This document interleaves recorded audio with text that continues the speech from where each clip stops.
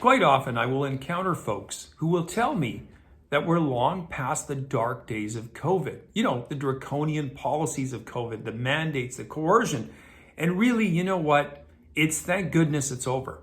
Well, I beg to differ. Actually, if Shelia Lewis were with us today, she would disagree with you as well.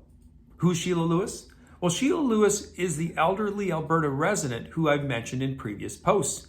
She was the one that was taken off the life-saving organ transplant list for doing what? What was her crime for being removed from the list? Well, she decided not to get vaccinated with the COVID vaccine. That's right. That was her thought crime. She decided after doing her own research and consultation with her own doctors that she did not want to take the 100% safe and effective vaccine for whatever reason. You would think that in a free society, that would be her choice. But no, hell no. In fact, because of that very decision, she was denied any kind of organ transplant and had to fight tooth and nail to try to get back on the list. This has been a battle that she underwent for about a year and a half. Finally, about 6 weeks ago, with the assistance of her lawyer, she was eventually put back on that list. But as you can imagine, these things are critical and they're time sensitive.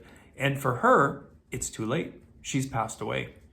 And I would offer my condolences to her family. Obviously, at a very tragic time such as this, they'd be quite bereaved and upset.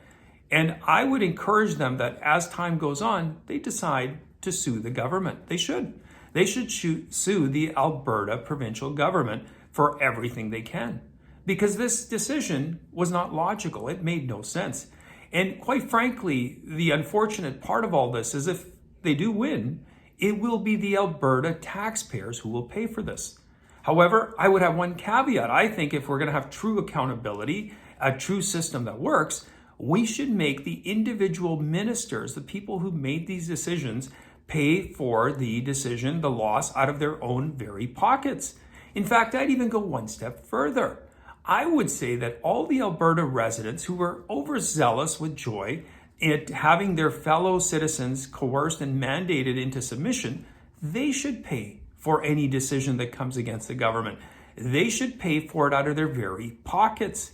However, it would be a pittance compared to what Shelia paid for. She paid for her convictions with her very life. Anyway, I thank you for watching. I do appreciate it. Please post any comments you have in the comment section. You can always follow me on my Rumble and my Locals account.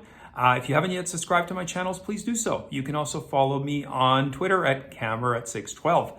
And I will see you next time.